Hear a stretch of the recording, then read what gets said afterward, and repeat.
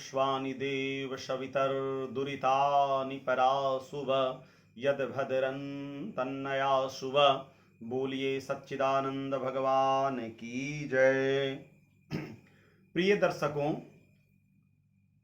अपने YouTube video के माध्यम से अपने गुरुजनों से प्राप्त जो ज्ञान है, जो परमात्मा का आशीर्वाद है और जो सद्बुद्धि हमें गुरुओं से प्राप्त हुआ है, उनको आप सबों के सामने में शेयर करने का विचार रखते हुए उसी क्रम में मैं ये भी वीडियो बना रहा हूँ। मैं मंगल और मांगलिक दोष का एक बड़ा विश्लेषण ज्योतिष के झरोखे से नाम से एक सीरीज बनाता जा रहा था, जिसमें 2 वीडियो आपके सामने रखा। आप सबों ने बहुत लाइक किया और उस पर हमें कमेंट भी आए और सब्सक्राइब भी लोगों ने किया। इसके लिए आप सबों को अपने दिल से बहुत बहुत धन्यवाद देता हूं, प्रणाम करता हूं, अभिवादन करता हूं। आप सबका प्यार इसी तरह मिलता रहे तो मैं गुरुजनों से प्राप्त ज्ञान को आपके समक्ष रखता जाऊंगा। आज हमारा विषय है मंगल ग्रह के विषय में। आप सबों से बात मैंने किया था, जिसमें मांगलिक होने के क्या क्या योग हैं, मांगलिक लोगों का क्या क्या लक्षण है और मंगल के अलावे जो भी मांगलिक कारक ग्रह हैं, उन सबको उन मांगलिक स्थानों में बैठने से क्या क्या दोष होता है, उन सबों का विश्लेषण मैं कर चुका हूं। अभी मैं आपके समक्ष उन स्थानों पर बैठे मंगल का क्या उपाय हो सकता है। यदि किसी व्यक्ति का विवाह हो चुका और वो एक जोड़ी उनका मांगलिक नहीं है, तो उनके मन में जो आशंका है, भय है, उसको कैसे दूर किया जाए, इस विषय को लेकर के मैं यह वीडियो बनाने जा रहा हूं। प्रिय दर्शकों, आप सबों में अनेक ऐसे लोग होंगे जिनको ज्योतिष के विषय से बहुत प्रेम होगा। ये जरूरी नहीं है कि वो सब लोग कोई पेशा रूप में या ज्योतिष को अपने एक आमद का जरिया ही समझें। ऐसे कोई भी विषय लेके जो नहीं भी जानते, उन आज के समय में ज्योतिष के प्रति जो प्रेम बढ़ा है, इससे ज्योतिष शास्त्र का बहुत भला हो रहा है। तो मैं कहना यह चाहता हूं, आगे मैं वीडियो भी बनाऊंगा, प्रत्येक लग्न और उस लग्न में जन्म लेने वाले व्यक्ति का क्या स्वभाव, क्या आचरण, जीवन शैली कैसी होगी, उनका जीवन कैसे बीतेगा, उनके दोस्त कैसे होंगे, उनका व्यापार कैसा होगा, उनका सोचने का ढंग कैसा होगा, इन विषयों को लेकर के मैं बनाने वाला हूं लग्न पे अनेक वीडियो। तो विषय यह रहता है, आप सबों से एक करबद्ध प्रार्थना है, ज्योतिष प्रेमियों से करबद्ध प्रार्थना है कि किसी भी व्यक्ति का जो आप मांगलिक विचार करते हैं, तो ये मन में जरूर बांध लीजिए कि जो मांगलिक व्यक्ति होते हैं, वो उनके अंदर भगवान का एक असीम वरदान होता है। जिस घर में मांगलिक लोग पैदा होते हैं, समझिए कि वह लोग कुछ विशेष ऊर्जा लेकर के पैदा हुए हैं, विशेष भाग्य लेकर के पैदा हुए हैं। उस घर का भला होता है जिस घर में लोग मांगलिक पैदा होते हैं। बार बार मंगल का हुआ करके जो उसको अभिशाप घोषित करने में लोग लगे हैं, उस पर ध्यान दीजिए और समझने का चेष्टा कीजिए कि इन मांगलिक लोगों में जो लक्षण होता है वो बेहद दिशा मोड़ने वाला होता है। इसलिए मंगल से डरने की अपेक्षा मांगलिक को एक विशेष दृष्टिकोण अपनाइए देखने का, कि जो लोग मांगलिक हैं वो विशेष ऊर्जा लेकर के पैदा हुए, उनके अंदर एक विशेष ऊर्जा, एक विशेष आभा, उनका ऑरा बड़ा विशेष होता है, परमात्मा से विशेष गुण लेकर के पैदा हुए हैं। तो हम जब जिनका मांगलिक निर्णय करते हैं, यदि वह व्यक्ति के अंदर में ऐसा कुछ भाव उभर रहा है, ऐसा देखने में लगता है कि हाँ इनके मांगलिक के गुण इनके अंदर हैं, जो मैं पहले वीडियो में बता चुका हूं, उसका लिंक मैं दे दूंगा, उसको आप देख लेंगे। तो मांगलिक का जो लक्षण मैं बता चुका हूं कि लग्न भाव में बैठने पे, द्वितीय स्थान में बैठने पे, चतुर्थ घर में बैठने पे, सप्तम में, अष्टम में, द्वादश में बैठने पे व्यक्ति के अंदर में एक विशेष कौन सा गुण लोगों को देखने में नेगेटिव लगता है। हालांकि उनके लिए वो पॉजिटिव होता है जो व्यक्ति मांगलिक होते हैं, लेकिन लोगों को देखने में वो नेगेटिव लगता है। उसको यदि ये सब लक्षण दिख रहे हैं उनमें, तब तो वो मांगलिक हैं। यदि उनके अंदर ये सब लक्षण नहीं दिख रहे हैं और आपने मांगलिक कहा, उनकी कुंडली मांगलिक बता रहा है, एक बात कहना चाहूंगा, आप सब उसको अन्यथा न लेंगे। एकदम आंख बंद करके कोई व्यक्ति जो हमारे पास कुंडली दिखाने आता है तो हम एकदम आंख बंद करके उसी बने हुए लग्न कुंडली पे हम अपना निर्णय ना करें। थोड़ा लग्न को आगे पीछे करके, जो हम आगे लग्न का सीरीज बनाऊंगा लग्न या राशि में जन्म लेने का, उसके जो भाव लक्षण होंगे उससे मिलाइएगा। तो कहने का ये मतलब है कि जिसका जो लग्न है उसको एक आध आगे पीछे करके ये देखिएगा। ये बड़ा गंभीर विषय है। आपको लगेगा कि जो लग्न का कुंडली मेरे पास आया उसको मैं आगे पीछे क्यों करूं, तो ये बड़ा गंभीर विषय है। व्यक्ति का जन्म हुआ, उनका नाल कब कटा, मां से कब अलग हुए, ये सब उसके बीच के पहलू हम सब नहीं जान पाते। इसीलिए हमारे गुरुजन कहा करते थे कि कृतं मया नोदक यंत्र साधनम न भेक्षणम न शंकुधारणम परोपदेशात समयावबोधकम विलिख्यते जन्म फलम नराणाम। ऐसे करके ये जानने का चेष्टा करते हैं कि हाँ अमुक व्यक्ति का इसी लग्न में जन्म है, लेकिन वो आगे पीछे हो सकता है। यदि मांगलिक कुंडली आपके पास आता है, मिलान करते समय जरूर उसके अंदर के लक्षण को आप भांपें, समझें और उससे मिलाएं, तभी आप निश्चित रूप से मांगलिक का निर्णय करें। अब रह गया कि कोई व्यक्ति मांगलिक है और उसका विवाह होने के बाद पता चला कि उसका एक जोड़ी मांगलिक नहीं है। अब उस समय में जो उनके अंदर जो बहुत बड़ा एक भय उत्पन्न होगा, उस भय को हम कैसे दूर कर सकते हैं, और वास्तविक मंगल का क्या उपाय है, इन विषयों को लेकर के मैं ये कुंडलीगत बातों को आपके सामने रख रहा हूं। तो जो व्यक्ति लग्न से मांगलिक हैं, तो मैंने आपको बताया था कि उनके अंदर एक विशेष ऊर्जा है।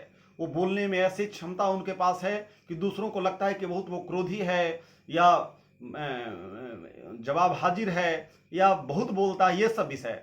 लेकिन ऐसा बात उस व्यक्ति के लिए नहीं है। उसके लिए वो राजयोग है, वो आवाज, उसका बोली, उसके व्यक्तित्व, ये सब उसको निखारने के लिए दिया गया है। लेकिन हम लोगों को ऐसा नहीं लगता, क्योंकि उनकी जोड़ी में वो क्षमता नहीं रहती। तब उस स्थिति में आपको ये करना है कि वह व्यक्ति को निर्देश दीजिए कि वह व्यक्ति एक विषय चुने। प्रत्येक दिन नहाने के जल में मल्ल्यागिरी चंदन घिस करके उस जल में मिलाए, या मल्ल्यागिरी चंदन का उबटन लगा करके स्नान करे। 43 दिन तक लगातार स्नान करे। कोई भी मंगल से शुरू करके करना है और बाद में मंगल से मंगल, मंगल मंगल मंगल मंगल ऐसे करे। उसके बाद 15 दिन पर एक मंगल करे, उसके बाद महीना में एक मंगल करे। ऐसे चंदन डले हुए जल से स्नान करे और उबटन लगाए। इसके साथ गणेश अथर्व शीर्ष का अपने विद्वान गुरुजनों से, पुरोहित से पूछ करके अथर्व शीर्ष का पाठ स्वयं करे या करवाए। गणेश जी का अथर्व शीर्ष, और नहीं होने पे गणेश जी का कोई भी मांगलिक मंत्र का जप या अनुष्ठान या पुरस्चरण करे, तो लग्न में बैठे हुए मंगल के कारण हो रहे परेशानी दूर हो जाएगी। यदि उनके जोड़ी मांगलिक नहीं है और मांगलिक से विवाह हो गया है तो आप ये उपाय कर सकते हैं। अब रह गया दूसरे स्थान के मंगल। दक्षिण भारतीय पद्धतियों में दूसरे स्थान, दूसरे भाव में बैठे हुए मंगल से भी मांगलिक दोष लिया जाता है। तो उस स्थान में यदि मंगल बैठे हैं और विवाह हो चुका और पता नहीं चला था या मिलान नहीं हो पाया था, उनकी जोड़ी मांगलिक नहीं है, तो उसके लिए आपको क्या करना है, तो उसके लिए आपको अपने घर में मंगल का व्रत या गणेश जी की मूर्ति की स्थापना करनी है और ऋण मोचक मंगल स्तोत्र का पाठ आपको 1008 पाठ करना है। समय जितना भी लग जाए, एक अनुष्ठान के तहत वो करने से दूसरे स्थान के मंगल का दोष सम हो जाएगा और उनकी परेशानी आपको नहीं होगी। इसी तरह से चतुर्थ स्थान में बैठे हुए मंगल क्या लक्षण पैदा करते हैं, पहले वीडियो आप देखेंगे, उसमें सब दिया हुआ है, बताया हुआ है। तो चतुर्थ स्थान के मंगल से जो आपको परेशानी हो रही है, उस परेशानी को दूर करने के लिए आपको एक बड़ा ही सरल उपाय करना है। उसमें करना यह है कि सर्व मंगल मांगल्ये शिवे सर्वार्थ साधिके शरणे त्र्यंबके गौरी नारायणी नमोस्तुते, इस मंत्र को लगा करके 100 दुर्गा पाठ करना है या करवाना है। सर्व मंगल मांगल्य से संपुटित दुर्गा पाठ करवाना है। ये बहुत सटीक तरीका है चतुर्थ स्थान में बैठे हुए मंगल को शांत करने का, प्रसन्न करने का। तो ये सर्वमंगला मंत्र से संपुटित ये कर सकते हैं। इसके बाद एक मारुति स्तोत्र है। मारुति स्तोत्र का महीना में एक बार 1100 पाठ मंगल की रात्रि में करनी है। ये करने से चतुर्थ स्थान के मंगल से हो रहे खराबियां दूर किया जा सकता है। अब आइए जानते हैं सप्तम स्थान में बैठे हुए मंगल के दोष का समन क्या है, उपाय क्या है। इस विषय में गंभीरता से आप जब पुराने वीडियो जो मेरा दिया हुआ उसको देखेंगे तो पता चलेगा कि सप्तम स्थान में जो मंगल बैठे रहते हैं तो वो क्या करते हैं। तो सप्तम स्थान में मंगल के लिए सबसे आसान तरीका है महामृत्युंजय मंत्र का 1.5 लाख जप जीवन में 4 बार करवाना है।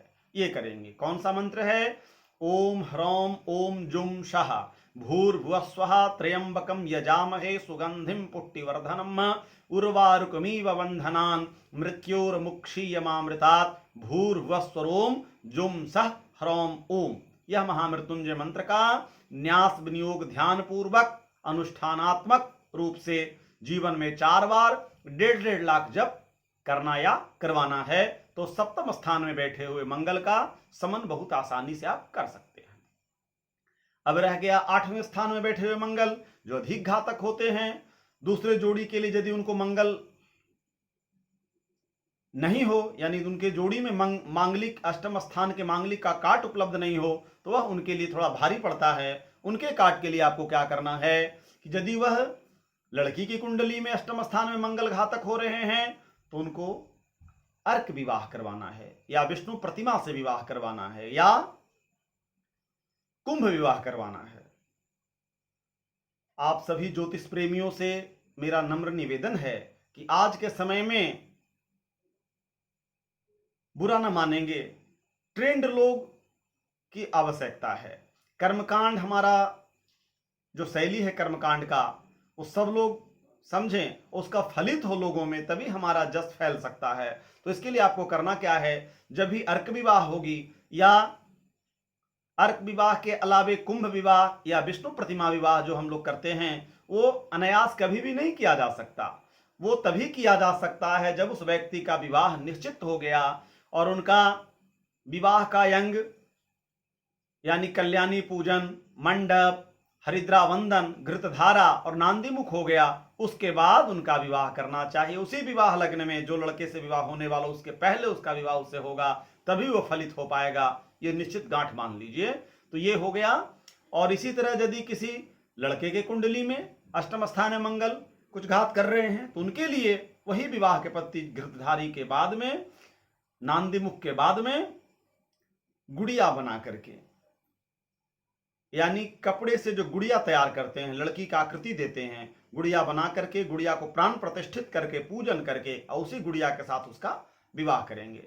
कभी कभी कुंडली में यह दिख जाता है कि इस लड़के का एक के अलावे ज्यादा विवाह हो सकते हैं। उस स्थिति में यदि सूक्ष्मता से कोई ज्योतिषी विचार करके और उनका कोई 2 विवाह, 3 विवाह, 5 विवाह, ऐसे योग भी पहले के समय में लोग देखा करते थे। आज के समय में तो खैर ऐसा दृष्टिगोचर नहीं होता। उस स्थिति में उतनी गुड़िया के साथ उनका विवाह कराएं जितना विवाह होना उसमें एक कम करके, एक लड़की रहेगी तो उनका विवाह सफल होगा। इस तरह से अब आइए हम जानते हैं कि द्वादश स्थान में बैठे हुए मंगल का जो प्रभाव है उसको हम कैसे ठीक कर सकते हैं, कैसे समन कर सकते हैं, कैसे उन मंगल को उनको प्रसन्न करते हैं। इन विषय को लेकर के आप समझिए कि द्वादश स्थान में बैठे हुए जो मंगल हैं उनको अच्छा करने के लिए आपको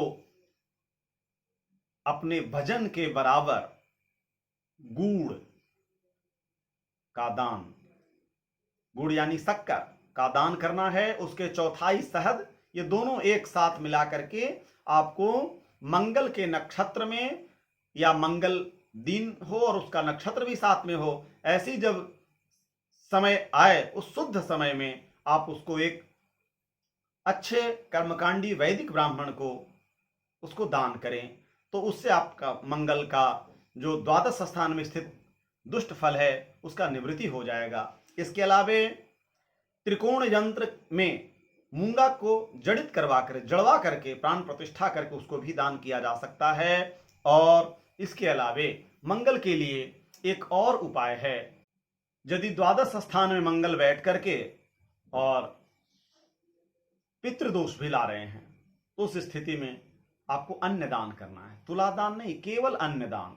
उस अन्न में क्या है, जो भी एक अन्न को प्रधान रखें और उसमें 7 अन्न और मिला दें, 57, ये मिला करके वो दान करने से द्वादश स्थान के मंगल भी अपने प्रभाव को शांत कर लेंगे और व्यक्ति के अंदर जो विकास की क्षमता है मंगल के कारण वो उभरना शुरू हो जाएगा। तो इन विषयों को लेकर के हमारे मन में एक बात आ रही थी, सो मैंने ये वीडियो में अपने बातों को रखा। इसके अलावा बहुत सी बातें हैं मंगल के संबंध में, उन विषयों को इस वीडियो में नहीं रखा जा सकता क्योंकि वीडियो लंबा हो जाएगा और आप देखना पसंद नहीं करेंगे। इस कारण से इन मोटे मोटे बातों को, जो एकदम जरूरी बातें थी, सो मैंने आपके सामने रखा। इसको प्रेम से एक दो बार बारी बारी करके हमारे वीडियो को आप देखते जाएं, जिससे आपके अंदर ज्ञान भी बढ़े। और यदि कुछ उसमें कोई आपका प्रश्न हो या कुछ आप हमें सुझाव देना चाहते हैं तो बेफिक्र होकर के आप कमेंट बॉक्स में हमें ये कर सकते हैं। आपका इसी तरह से सहयोग हमें मिलता रहे। वह सहयोग कैसे मिलेगा? जब हमारा आपके द्वारा सब्सक्राइब होगा, जब आपके द्वारा लाइक होगा, हमारे वीडियो को आप शेयर करेंगे तो हमें लगेगा कि आपका प्यार हमें मिल रहा है, तो हम इसी तरह से और भी वीडियो डालते जाएंगे। वैसे तो हमारे यूट्यूब चैनल पे एक से बढ़कर एक ज्योतिषी हैं, लेकिन मैं ये समझता हूं कि उन सबों का ज्ञान भी उसी तरह से है। उसी तरह से एक अदना सा ज्योतिषी मैं भी हूं और मैं भी चाहता हूं कि अपने गुरुजनों से प्राप्त ज्ञान को आपके सामने रखूं। या तो उसमें कोई त्रुटि हो तो आपके कमेंट से पता चले, या अच्छा हो तो थोड़ा आपका बड़प्पन हो तो हमारे अंदर उत्साह और बढ़ेगा और अपने उसी ज्ञान का मंथन करना शुरू कर दूंगा और बढ़ चढ़ करके इसमें आगे मैं प्रत्येक लग्न और राशियों पे वीडियो बनाऊंगा, उसे भी देखना न भूलें। और इन्हीं शब्दों के साथ मैं अपनी वाणी को विराम दे रहा हूं। हमारे वीडियो को इतना देर आपने देखा, इसके लिए बहुत बहुत धन्यवाद। सर्वे भवन्तु सुखिनः, सर्वे सन्तु निरामयाः, सर्वे भद्राणि पश्यन्तु, मा कश्चित् दुःख भाग् भवेत्। शम ओम।